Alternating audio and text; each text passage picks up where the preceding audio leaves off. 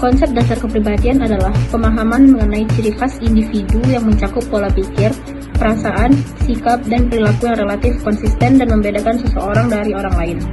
Kepribadian terbentuk dari gabungan faktor bawaan atau genetik dan lingkungan atau pengalaman hidup, budaya, pendidikan, dan interaksi sosial. Unsur pokok dalam konsep dasar kepribadian. 1. Ciri khas atau unik. Setiap orang mempunyai karakter yang berbeda. 2. Konsistensi atau perilaku dan sikap yang cenderung stabil dalam berbagai situasi dan waktu. 3. Dinamis. Meskipun relatif stabil, kepribadian bisa berkembang atau berubah karena pengalaman lingkungan atau pembelajaran. Ukuran kepribadian terbagi menjadi 3 aspek. Yang pertama yaitu ada aspek psikis. Aspek psikis yaitu adalah pola pikir, emosi, motivasi, atau nilai-nilai hidup. Yang kedua, ada aspek perilaku, cara bicara, bertindak, berinteraksi dengan orang lain. Yang ketiga, yaitu ada aspek sosial, bagaimana seseorang menyesuaikan diri dan berperan di lingkungannya. Pendahuluan, kepribadian adalah pola pikir, pikiran, dan perasaan yang konsisten pada individu, penting untuk memahami perilaku manusia dalam psikologi dan manajemen. Banyak teori muncul untuk menjelaskan perbedaan individu. Yang pertama adalah teori psikoanalisis, yaitu struktur kepribadian, yaitu ide, ego, dan superego. Tahap perkembangan psikoseksual, oral, anal, falik, laten, genital.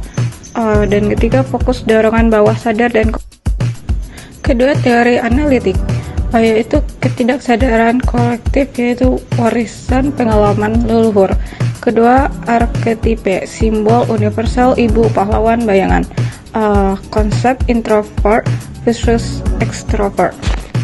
Yang ketiga adalah teori individual, yaitu motivasi utama, yaitu rasa individualitas dan usaha mencapai superioritas. Konsep gaya hidup dan perasaan sosial, pentingnya tujuan dan lingkungan sosial. Teori humanistik, yaitu manusia pada dasarnya baik dan ingin berkembang. Cari Rogers, konsep diri, self-actualization, Maslow, hierarki kebutuhan atau dari fisiologis, aktualisasi diri. Teori kognitif, reciprocal determinism, interaksi individu, perilaku lingkungan, observation learning, belajar dari meniru orang lain. Konsep self-efficacy atau keyakinan diri. 1. Kepribadian dalam organisasi. Kepribadian adalah pola sifat, pikiran, dan emosi yang relatif konsisten yang mempengaruhi bagaimana seseorang berperilaku di tempat kerja. Beberapa dimensi kepribadian yang penting. A. Model Big Five Personality ASEAN. 1. Openness to experience, keterbukaan terhadap ide baru, kreatif.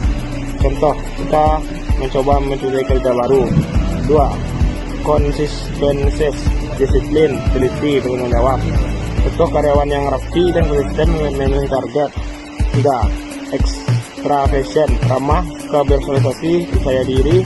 Contoh, cocok untuk posisi marketing atau sales. 4.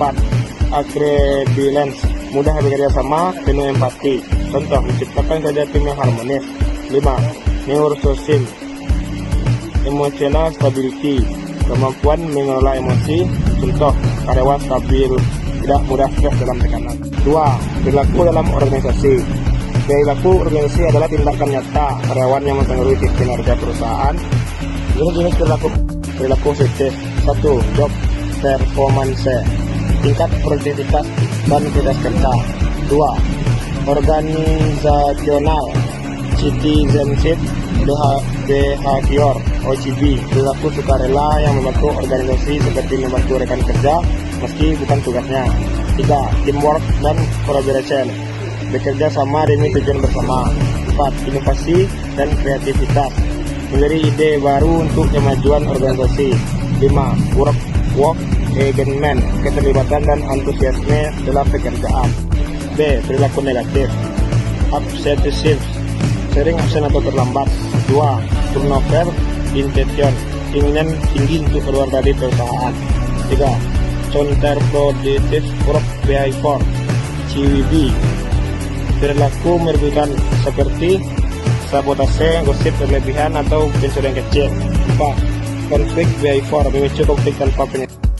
Jadi kesimpulannya ialah Memahami konsep dasar, teori-teori, dan hubungan kepribadian dengan perilaku organisasi penting bagi manajer dan anggota organisasi untuk pertama menempatkan orang sesuai karakteristiknya. Kedua, mengelola motivasi dan kinerja. Dan yang terakhir, menciptakan lingkungan kerja yang produktif, sehat, dan harmonis. Terima kasih sudah menyaksikan.